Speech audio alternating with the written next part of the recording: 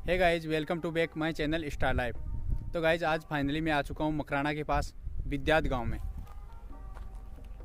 तो गाइज यहाँ एक मंदिर दिखाने वाला हूँ आपको, जो कि श्री सुखराम आश्रम डूंगरी धाम से प्रसिद्ध है मोरेड़ विद्यात में।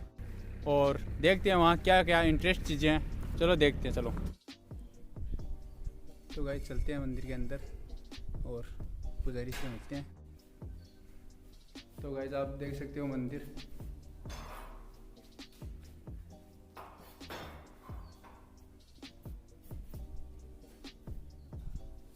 चलो गुरुजी से कुछ इन्फॉर्मेशन लेते हैं मंदिर के बारे में। आओ भैया, जय श्री राम, सत्य राम, राम राम, भगवान सुखी रखे गुरु महाराज। आप कहाँ से आए हैं? मैं आया हूँ सिक्कर डिस्ट्रिक्ट से। सिक्कर डिस्ट्रिक्ट से? हाँ, लोसल। शुभ नाम आपका? नेमीचंद योगी। नेमीचंद योगी। हाँ, अच्छी बात है, बहुत बढ़िया है बेटा। देखो, ये दादूपंथी संत बाबा सुखराम दास जी महाराज का ये मंदिर है। अच्छा जी। आश्रम है। संतों के आश्रम होते हैं, मंदिर भी होते हैं, मठ भी कहते हैं इनको। मठ भी कहा जाता है, स्थल भी कहा जाता है। अच्छा जी। तो ये दादूपंथी संत बाबा सुखराम दास जी महाराज हुए थे, परम सिद्धेश्वर महात्मा तपोमूर्ति हुए थे। और मोरेड़ उनकी जन्मभूमि थी। इस पहाड़ के पीछे मोरेड़ गांव है। अच्छा। ये सामने जो गांव दिख रहा है वो विद्यात गांव है। अच्छा। विद्यात और मोरेड़ दोनों गांवों की सीमा के ऊपर ये मंदिर, ये जगह स्थित है। इधर हो गया विद्यात और पीछे हो गया मोरेड़। पूर्व साइड में विद्यात है। अच्छा। और पश्चिम साइड के अंदर जो है मोरेड़ है। मोरेड़ गांव ही बाबा जी का, सुखराम दास जी महाराज का जन्मस्थली भी है। और मोरेड़ गांव में ही, उसी पंचायत में, बिल्लू मोरेड़ की पंचायत में ये आश्रम है। तो ये जन्मभूमि और महाराज श्री की कर्म भूमि दोनों ही हो गया। तो महाराज ने सर्वप्रथम जो है विक्रम संवत 1800 के लगभग महाराज का जन्म बताते हैं। अच्छा जी। इनके महाराज के इतिहास में, जीवन चरित्र में, इतिहास तो बहुत लंबा चौड़ा है, लेकिन मैं आपको शॉर्टकट में, सूक्ष्म में ही बता देता हूँ। तो 1800 विक्रम संवत 1800 के लगभग इनका जन्म हुआ था। 12-13 साल की उम्र में ये गौ सेवा करने लग गए थे, बछड़े चराने लग गए थे, गायें रखते थे। और माता पिता इनके शांत हो गए थे। अच्छा। तो मासी जी ने इनका पालन पोषण किया था। राजपूत परिवार में से थे ये, मोरेड़ के। तो बछड़े चराते चराते एक दिन वो सामने देखो आप, उधर वो जो आपको मंदिर दिख रहा है उसको पिंगला पहाड़ बोलते हैं।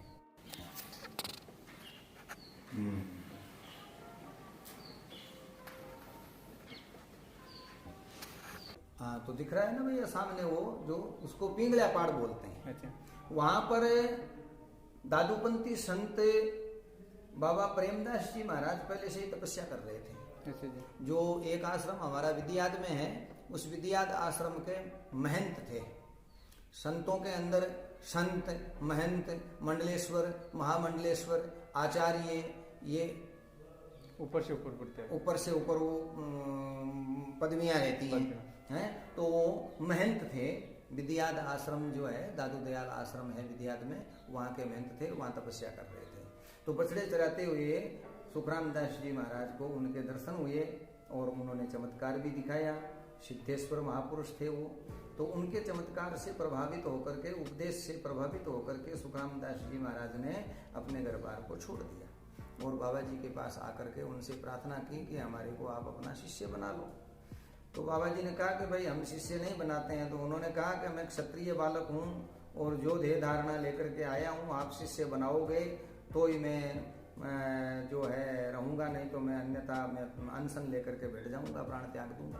अच्छा। घर नहीं जाऊंगा, मैं घर छोड़ करके आ गया। वो तो घर तो छोड़ दिया ना। हाँ, घर तो मैंने छोड़ ही दिया है। अच्छा। आपको शिष्य बनाना पड़ेगा। तो उन्होंने एक सेवा बताई।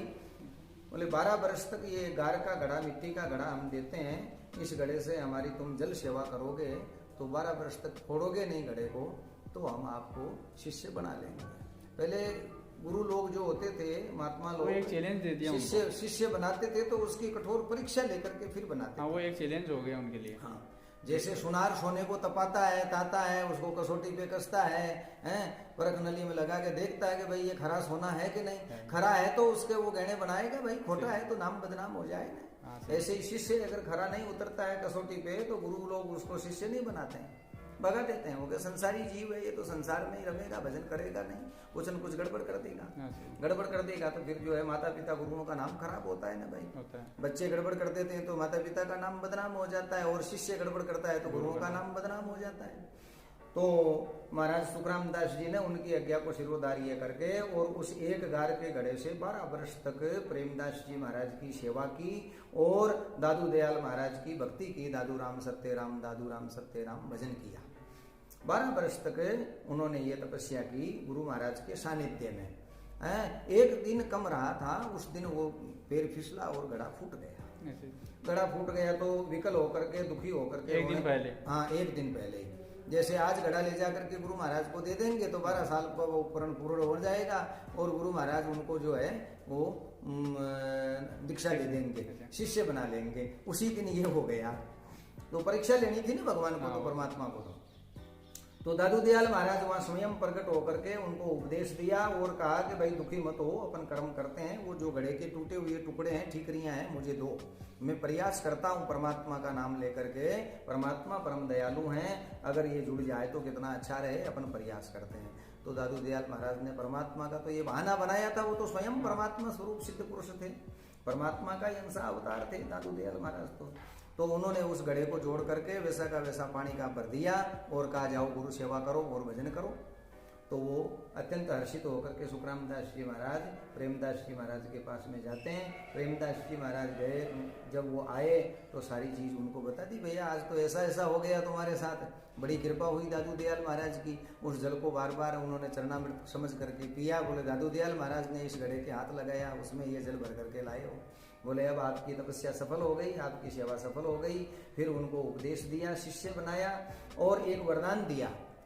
बहुत बड़ा वरदान है, माना जाए तो गहराई में जाकर के अपन देखेंगे तो कि जाओ सुखराम दास जी, आपके कारण से, आपके नाम से संसार में हमारी पहचान होगी। अगर एक पिता पुत्र को ये वरदान दे कि जा बेटा तेरी पहचान से, तेरे नाम से मेरी पहचान समाज के अंदर होगी, तो बताओ आप पुत्र कितना सक्षम है, कितना वो सामर्थ्यवान बनेगा है। तभी तो पिता की पहचान होगी उसके पीछे कि ये किसके हैं, कि ये उनके लड़के हैं। तो महाराज ने उनको ये वरदान दे करके कहा कि अब अपने जन्मभूमि में जाकर के भजन करो। तो फिर सुखराम दास जी महाराज ने इस पहाड़ को चुना। इस पहाड़ को मोडी डूंगरी के नाम से वर्तमान में जाना जाता है, मोडी डूंगरी। और इसके पत्थर भी गोल हैं और मोटे ही हैं पत्थर, इनका कोई सब पत्थर गोल है। हाँ, सब पत्थर छोटे बड़े सारे पत्थर गोल हैं, इनका कोई आकार विशेष नहीं है पत्थरों का। ये बाबा जी के श्राप से ही हुआ हुआ है, अन्यथा ये पहाड़ भी पहले दूसरे पहाड़ों की तरह ही था। अब क्या होता है, इस पहाड़ के ऊपर आकर के और सुखराम दास जी महाराज, संत लोग अपना हवन पूजा करते हैं, धूना तापते हैं। तो उन्होंने अपना शुभ मुहूर्त देख के दादू दयाल महाराज का, गुरु महाराज का स्मरण करके परमात्मा का और धूना जागृत कर लिया। समीधा ला करके, लकड़ी जला करके धूना जो चेतन करते हैं ऊपर पहाड़ के ऊपर, वह पहाड़ के ऊपर धूना तपने लग गए। 12 वर्ष का नियम लेकर के उन्होंने अपना भजन शुरू कर दिया। तो तपते तपते 5-7 वर्ष हो गए। चारों ओर के लोगों को भी पता लग गया, मोरेड़ वालों को, विद्यात वालों को, सबको कि बाबा जी वो महात्मा बन गए, वो तपस्या कर रहे हैं वहाँ हैं। उनके घर वालों को, परिवार वालों को भी पता लग गया कि चलो अच्छा है। वो खुश हुए कि चलो भगवान की भक्ति कर रहे हैं, भजन कर रहे हैं, हमारा भी अहोभाग्य है जो हमारे परिवार में से कोई संत बना है, महात्मा बना है। ऐसा करते करते क्या हुआ कि बड़ू ठाकुर साहब 12 गांव के ठाकुर थे, तो मोरेड़ भी उन्हीं के राज्य में था। तो बड़ू ठाकुर साहब को जब पता लगा कि अपने राजपूत समाज में से ऐसे ऐसे कोई युवा संत हैं और डूंगरी के ऊपर तपस्या कर रहे हैं, तो चलो अपन भी दर्शन करके आते हैं। वो दर्शन करने के लिए आए। ऊपर मैदान देख करके उनकी इच्छा हो गई कि यहाँ गढ़ बना दो। उन्होंने गढ़ बनाना शुरू कर दिया। बाबा जी से कोई पूछा नहीं उन्होंने, और न बाबा जी ने कोई, तो खुद की इच्छा से बना, खुद की इच्छा से बना रहे थे। बाबा जी ने भी कोई हस्तक्षेप नहीं किया, मना नहीं किया, उनको तो भजन से मतलब था। तो चारों ओर के परकोटा बुर्जें होती है गढ़ की, वो हो गई, परकोटे हो गए, काफ़ी काम हो गया। काफ़ी काम होने के बाद में वो मजदूर लोग जब नींव खोद रहे थे तो बाबा जी का धुआं स्वतः ही सामने आ गया नींव के। हाँ, नींव के सामने धुआं आने से क्या होता है, नींव के सामने धुआं आने से फिर जो है वो मजदूर लोग बाबा जी से बोले कि महाराज जी अपना धुआं हटाओ, हम गढ़ की नींव लगा रहे हैं, नींव खोद रहे हैं, गढ़ बनेगा यहाँ, ठाकुर साहब का आदेश है। तो बाबा जी ने कहा कि भाई गढ़बंका भला ऐसे कहते हैं, थोड़ी सी बाकी टेढ़ी है वो लगा दो, मेरे 1.5-2 साल का समय है, 12 वर्ष होने के बाद मैं नस्बत चला जाऊंगा। तो लोग माने नहीं, कार्यकर्ता जो थे ठाकुर साहब के, उन्होंने बाबा जी को अपशब्द बोल दिए। अच्छा। इधर मारवाड़ में संतों से आप लोग नाराज हो जाते हो ना, भक्त लोग, तो कह देते हो ए मोडे क्या करेगा, तो चल पग यहाँ से। अच्छा। कहाँ से आया मोड़ा? तो उन्होंने भी कह दिया ए मोडे बोले, क्या हमारे को शिक्षा दे रहे हो, हमारे ही राज्य में बैठ करके हमारे यहाँ काम में अड़चन लगा रहे हो, भजन करना है कहीं और कहीं जाके कर ले मोडे, यहाँ से भग जाए। तो फिर बाबा जी को भी गुस्सा आ गया। बाबा जी ने अपनी चद्दर उतार करके पूरा जो वो धुएं की जो आंच जल रही थी ना अंगीरे, वो सारे जो हैं वो अपने चद्दर के अंदर अपन पोट बांधते हैं ना किसी वस्तु की, ऐसे पोट बांध करके और कहा कि जाओ भाई, ये मोड़ी डूंगरी कहलाएगी और यहाँ साधु संत मोटे मौज करेंगे, भगवान का भजन करेंगे। हैं गृहस्थ के यहाँ का पत्थर लकड़ी मिट्टी कोई भी चीज काम लायक नहीं रहेगा ऐसा, और दिन में आप जो है जितना गढ़ बनाओगे वो रात को आपका पूरा गढ़ जो है ढह जाएगा, आपका गढ़ नहीं बनेगा। ऐसा कह करके बाबा जी ने अपने धुने को चद्दर में लपेट करके लेकर के वहां से छलांग लगाई। ये बड़ा पत्थर है, इसको हाथी बटा बोलते हैं। अच्छा, ये हाँ, ये हाथी बटा के नाम से प्रसिद्ध है। तो इसके ऊपर आकर के बाबा जी का दाहिना चरण टिका। दाहिना चरण टिकते ही वो एडीकार चरण का पूरा निशान है, अभी आप देखना, शूट करना, इसको फोटो ले लेना कैमरे में। वो चरण अंकित होने के कारण फिर बाबा जी का विचार हुआ कि भगवान का, गुरु महाराज का यहाँ का आदेश है, इसीलिए पत्थर के अंदर ये चरण अपना अंकित हुआ है। मिट्टी में होता है, कीचड़ में होता है, पत्थर में थोड़े होता है। भगवान का हुक्म मान करके फिर उन्होंने ये जो यहाँ धुना है, यहाँ जोत चल रही है, ये अखंड धुना चलता है, इसमें अग्नि रात दिन रहती है, कभी भी अग्नि वो मंद नहीं होती है, ठंडी नहीं होती है। यहाँ से फिर पोधाम पधार गए। पोधाम में बाट नाम का जो स्थान है अभी वर्तमान में, वहाँ 2 प्रेत रहते थे, उनकी भी मोक्ष करी। जोधपुर दरबार की सेना जयपुर जाकर के आ रही थी वापस जोधपुर जाने के लिए, तो उधर पहले पानी खारा था, तो बाबा जी ने अपनी जो तुम्बियाँ होती हैं संतों के पास में, कमंडल, एक कमंडल से, उस एक तुम्बी से 10,000 सैनिकों को जल पिलाया। जोधपुर दरबार के दीवान साहब थे अखेराज सिंह जी, उनके कोई अदिट नाम का रोग हो गया था, उस रोग को भी मेटा। और चतुर्दास जी महाराज को अपना जो है उपदेश दिलवा करके प्रेमदास जी महाराज से, और उनको अपना गुरु भाई बनाया। चतुर्दास जी महाराज को ये जो इसका लकवे को ठीक करने का, अर्धांगवाई का, पैरालाइसिस भी कहते हैं, अर्धांगवाई भी कहते थे पहले, आज की भाषा में अपन लकवा कहते हैं, डॉक्टर लोग अर्धांगवाई कहते हैं। तो ये ठीक होने का वरदान भी सुखरामदास जी महाराज ने प्रेमदास जी महाराज से दिलवाया। और स्वयं ने कहा कि मैं पागल कुत्ते के काटे हुए को मरने नहीं दूंगा। और पागल कुत्ते के काटे हुए यहाँ बहुत आते हैं, यहाँ डूंगरी धाम पर भी आते हैं, पोधाम भी जाते हैं। नारियल, काली मिर्ची, अगरबत्ती, कबूतर के लिए थोड़ा अनाज लेकर के आ जाओ, धोने की बबूती और काली मिर्ची पोधाम में भी मंत्र के देते हैं, और हम यहाँ भी मंत्र के देते हैं। यहाँ परिक्रमा लगाते हैं पूरे पहाड़ के इस डूंगरी के चारों ओर, और वहाँ परिक्रमा लगाते हैं पोधाम में उस बाट स्थान के चारों ओर। फिर रेबीज का कोई डर नहीं रहता है, रेबीज के कोई इंजेक्शन वगैरह लगाने की कोई जरूरत नहीं रहती है। और भी हर प्रकार के इलाज हो जाता है। हाँ, वो काली मिर्ची खाने से फिर ठीक हो जाता है, उसको कोई भिड़कने करने का, हेडक्या होने का, वो कुत्ते के काट लेने से या किसी भी रेबीजग्रस्त जानवर के टच होने से उसका कोई वो भय नहीं रहता है, डॉक्टरों के पास जाने की जरूरत नहीं रहती है। ये महाराज का वरदान है। बुटाटी वो चतुर्दास जी महाराज का वो पैरालाइसिस का लकवे का वरदान है, वहाँ 7 फेरी लगाओ और वो चलने फिरने जैसा हो जाता है, और कोई दुनिया में कहीं भी उसका कोई उपचार इलाज नहीं है। ये महापुरुषों के तपस्या का प्रभाव है, वरदान का प्रभाव है। आज भी कलिकाल में ये चमत्कार है पूर्णतया रूप से। तो वहाँ 12 वर्ष तक तपस्या करके और फिर महाराज यहाँ पधार गए अस्थल धाम में। यहाँ क्योंकि यहाँ के महंत थे, बाबा प्रेमदास जी महाराज थे, तो प्रेमदास जी महाराज के बाद में जो है गादी के मालिक यही तो महंत हुए ना, सुखरामदास जी महाराज। अभी भी सुखरामदास जी महाराज की यहाँ विद्याध अस्थल धाम में समाधि है, छतरी है, बड़ा रम्य स्थान है, कभी आप विद्याध जाओ तो भी देखना। ऐसा ये महाराज का पूरा वृत्तांत है। महापुरुष संसार में परमात्मा के अंशा अवतार जो हैं वो महापुरुषों के रूप में अवतार लेते हैं, भजन करके और सांसारिक प्राणियों का, दुखी प्राणियों का, दुखी जीवों का उद्धार करते हैं, उनके संकटों को मेटते हैं।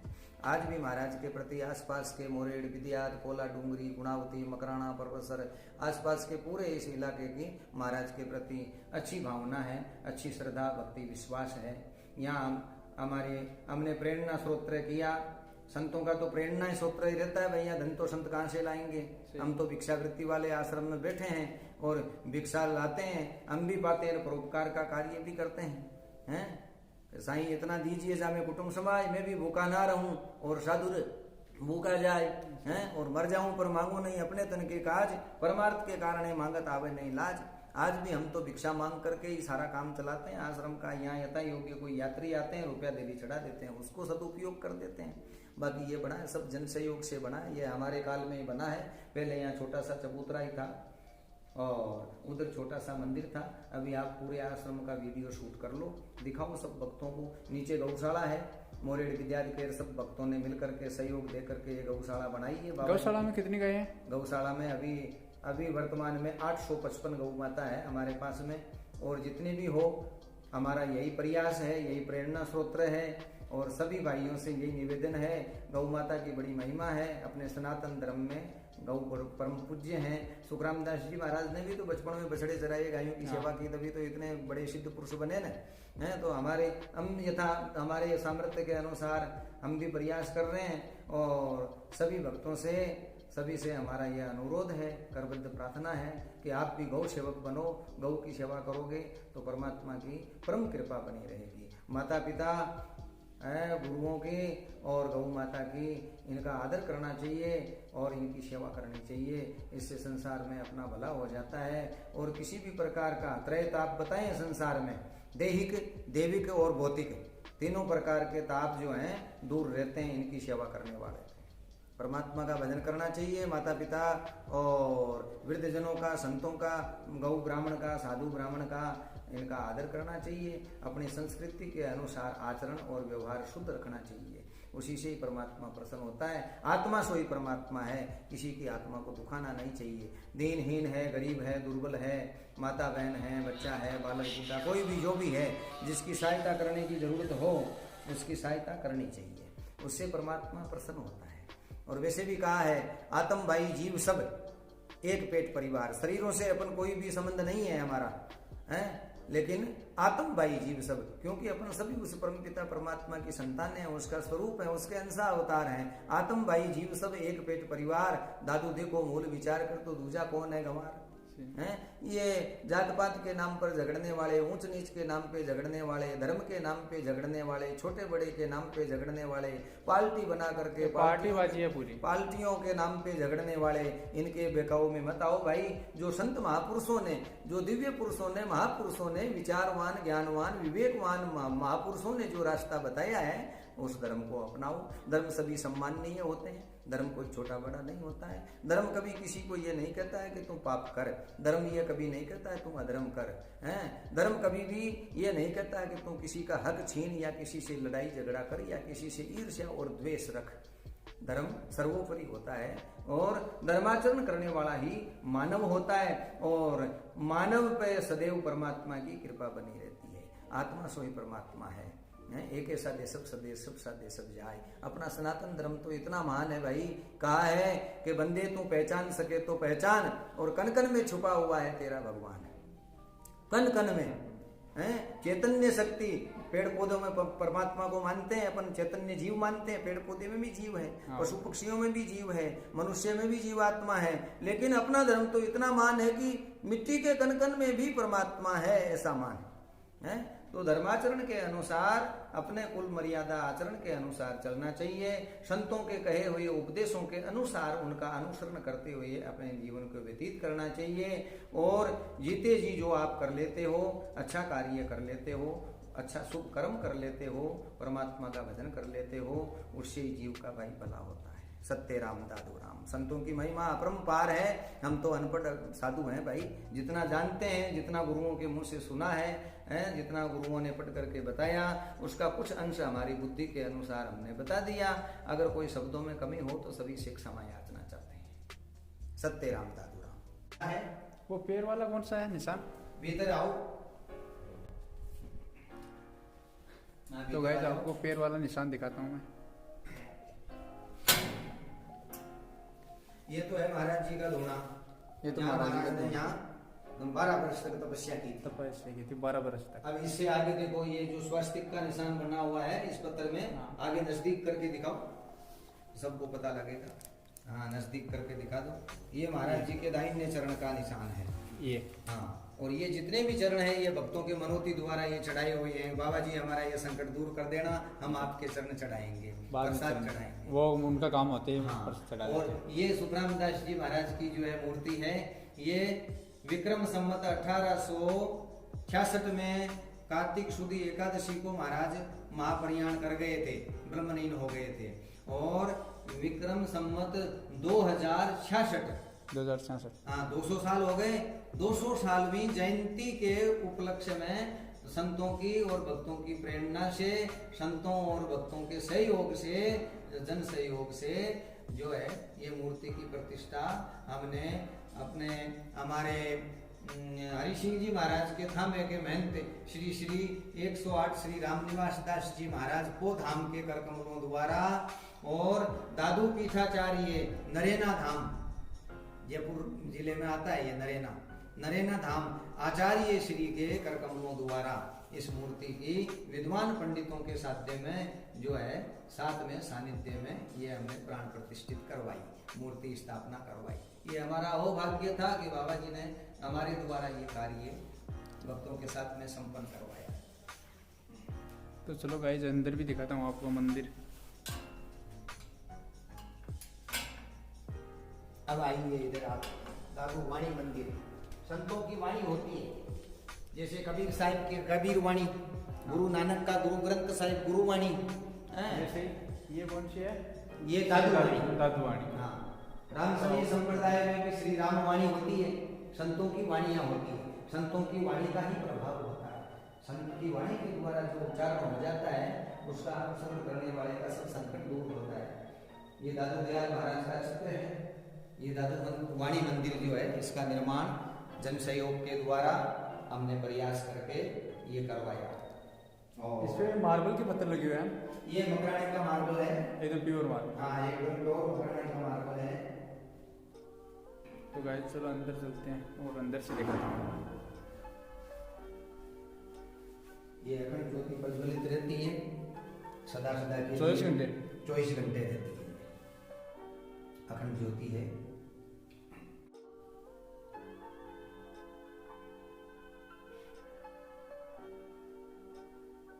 ये दादू वाणी जी हैं और ये महाराज दादू दयाल महाराज का चित्र है।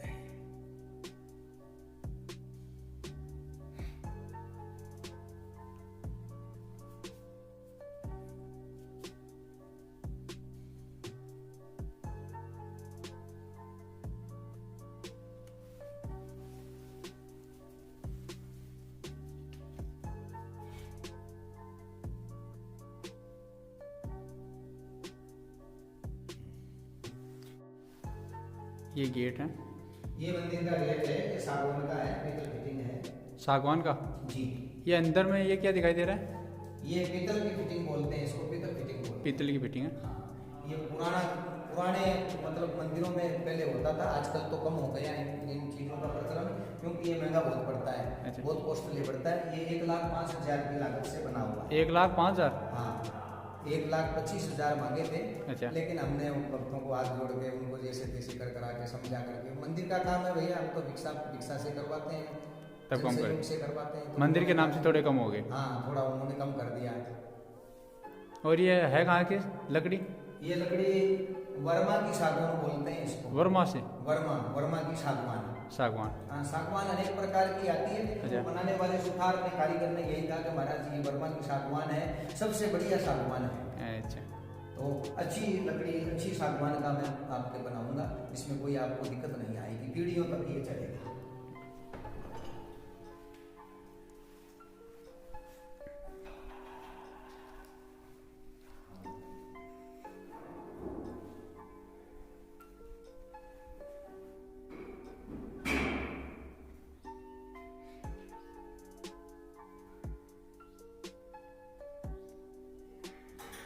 पहले यहाँ गोल मंदिर था छोटा सा, अच्छा। तो वो पीली गार में जैसे चुनाई करते थे ना माता बहने पुराने लोग, हाँ, हाँ।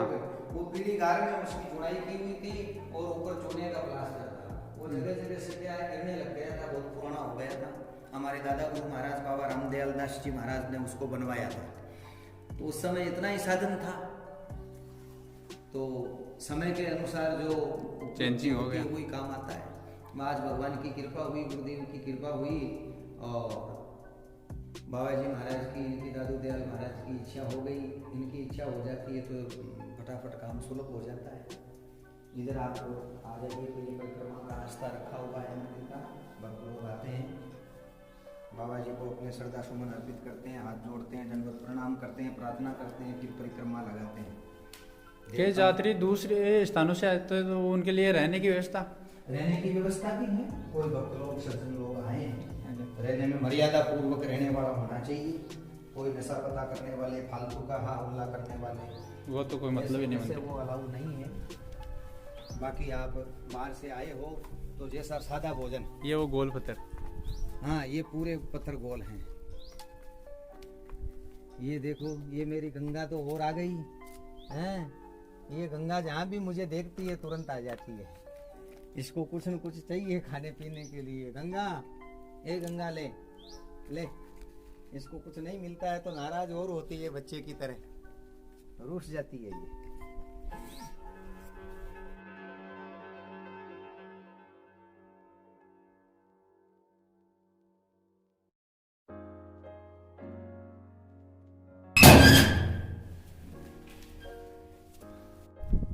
ये अपन मंदिर के ऊपर आ गए।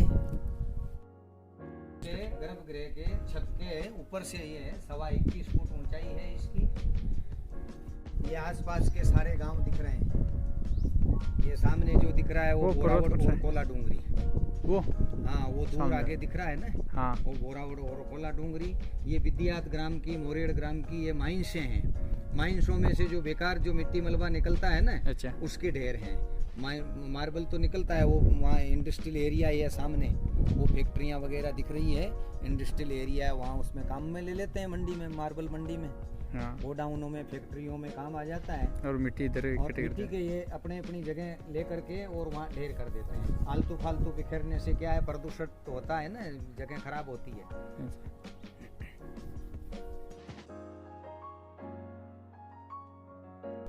ये सामने मकराना दिख रहा है, वो आगे दूर जो छोटे छोटे मकान दिख रहे हैं ना दूरी पर, वो मकराना आ गया।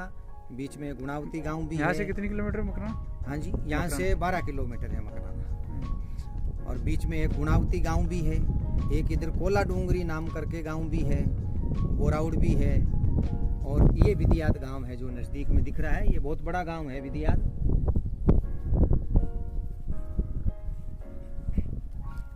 वहाँ गौशाला है, ये नीचे गौशाला है।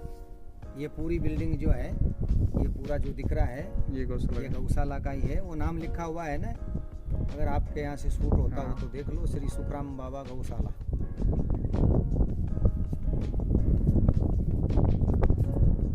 और वो हमने जिक्र किया था ना पहले, पिंगला पाठ, जो प्रेमदास जी महाराज, सुखराम दास जी महाराज के, चतुर्दास जी महाराज के गुरुदेव, जिन्होंने वहाँ 36 वर्ष तक तपस्या की थी, वो आश्रम वो है पहाड़ के ऊपर। ये